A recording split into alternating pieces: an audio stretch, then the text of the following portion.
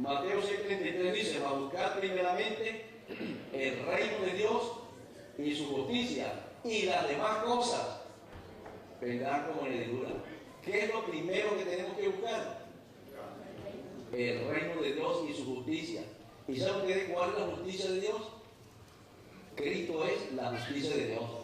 ¿Y cómo lo sabemos? Porque si usted agarra, hermano, los profetas del Antiguo Testamento, especialmente Jeremías y el profeta Isaías, y también le pueden añadir el libro de los Salmos, eso, hermano, está impregnado de textos bíblicos que dicen que cuando el Mesías viniera a este mundo a reinar, la justicia sería lo que ceñiría sus lomos. Sería llamado el príncipe de justicia y sería también llamado Jehová, justicia nuestra. Cuando el Señor dice entonces que tenemos que buscar primeramente el reino de Dios y su justicia, lo que nos está diciendo es: ustedes busquen primeramente la justicia de Cristo, y las demás fuerzas que ustedes necesitan para vencer el pecado, los malos pensamientos, eso vendrá como añadidura. Pero si ustedes no buscan a Cristo, si no quieren seguir luchando, ahí estarán luchando toda la vida y el diablo estará con ustedes mortificando la vida. También dice San Juan 15:5: yo soy la vid y ustedes simplemente son los pámpanos, y fuera de mí o desconectado totalmente de mí, nada podréis hacer. Hermano, entonces, lo que debe ocupar nuestro tiempo, lo que debe ocupar nuestra energía, lo que realmente debe gastarnos las 24 horas del día, no es luchar contra nuestros pecados, porque nunca los vamos a vencer. Yo no sé, hermano, si esto que les dice va a ser para usted una herejía, porque eso es lo que siempre hemos predicado. Usted tiene que luchar contra el pecado, comer jugo de limón, haga ejercicio, no coma carne para que usted pueda vencer. Pero, hermano, la Biblia dice otra cosa: si el ser humano no se llena de Cristo, jamás podrá vencer. Sin mí o separado de mí, dijo el Señor, nada podéis hacer.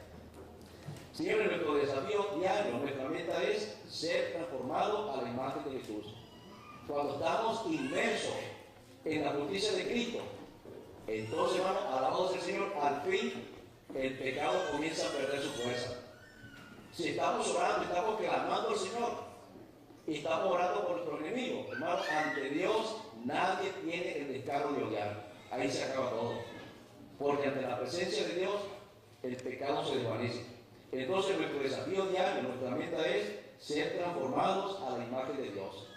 Si logramos este objetivo, hermanos, les aseguro y pongan la firma que nuestras luchas con el pecado comienzan a disminuir. Tenemos necesariamente que reflejar totalmente el carácter de Cristo.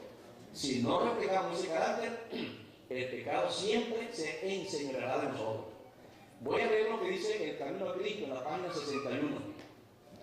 Oigan esto, hermano, que es muy importante. Y mientras yo estoy leyendo esto, traigan a su mente esa flor que todos conocemos aquí en Canadá, que se llama el girasol. Bueno, que ya en Sudamérica lo conocemos mejor.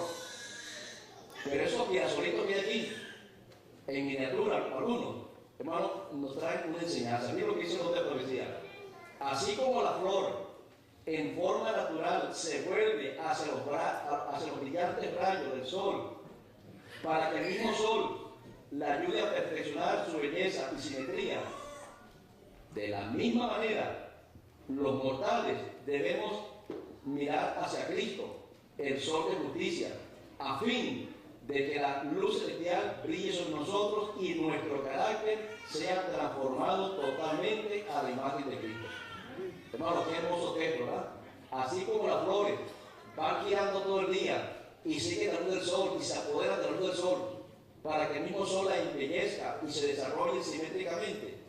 Repito, así dice la palabra de Dios, así dice la fuente inspirada. Tenemos que ser los hijos de Dios, buscar constantemente los rayos del sol de justicia para que al fin nuestro carácter sea semejante al carácter de Cristo. El programa El Camino a Cristo, página 61, habla de lucha, habla de jugo de limón, habla de ayuno. Hermano, entonces, ¿cuál es la solución para acabar con nuestros pecados? Bueno, siempre seremos pecadores, ¿verdad? Pero el pecado comenzará a disminuir y cada día seremos purificados en la medida en que busquemos a Cristo todos los días. Señores, si hacemos esto, se va a acabar, o por lo menos va a disminuir el mal genio, la violencia doméstica, la vulgaridad, la infidelidad, las pasiones vagas. Señores, y ahí es donde todo comienza a deshacerse, cuando le permitimos a Cristo comenzar a tomar el control de nuestra vida.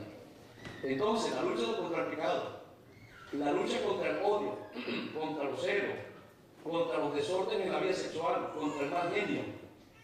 Hermano, yo quiero que ustedes entiendan, a fin de cuentas, que toda lucha contra el pecado es una lucha perdida, es una lucha equivocada.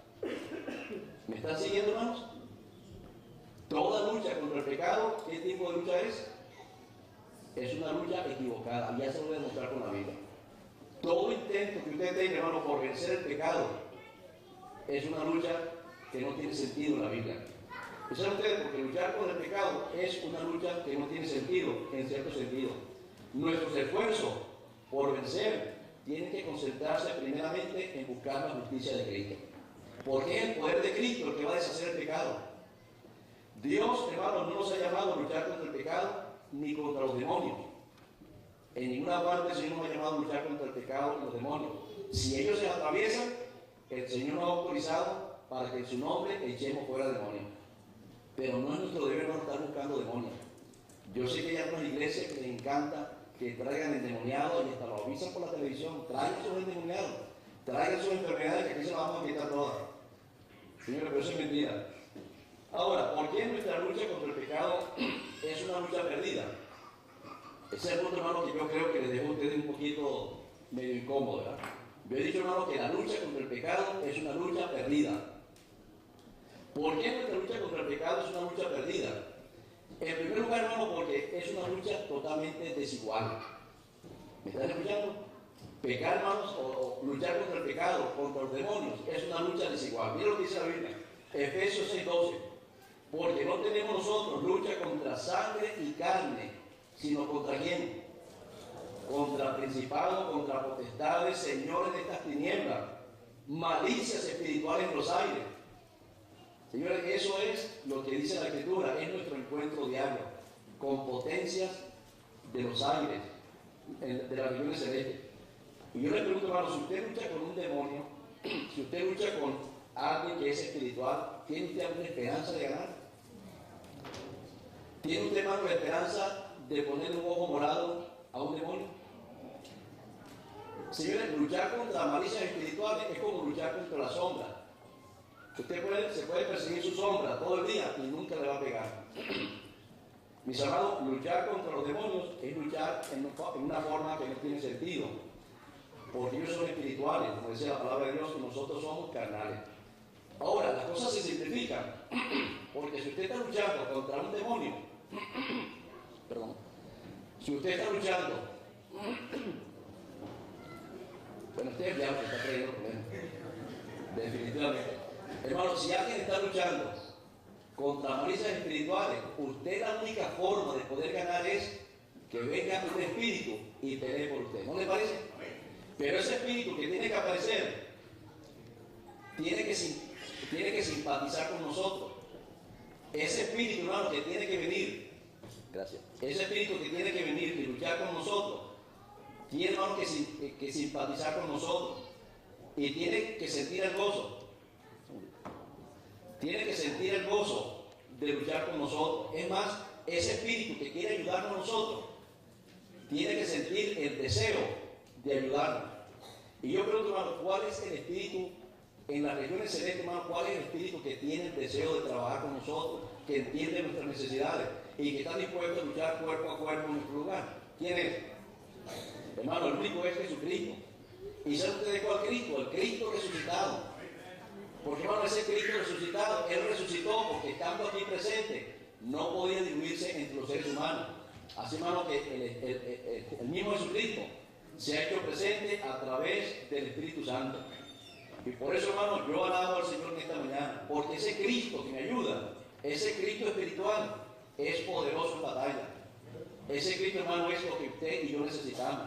Porque ese Cristo es nuestro amigo. Él conoce nuestras aflicciones. Él vivió en este mundo y ese Cristo, hermano, vivió en carne propia todo lo que nosotros vivimos, nuestras angustias, nuestros problemas, nuestras necesidades, ya Él la entiende perfectamente. Así, hermano, que Él está capacitado a luchar por nosotros. Y ahora, obviamente, En esa batalla, cuando se presentan los malos espíritus, cuando se presenta la fuerza de la tentación,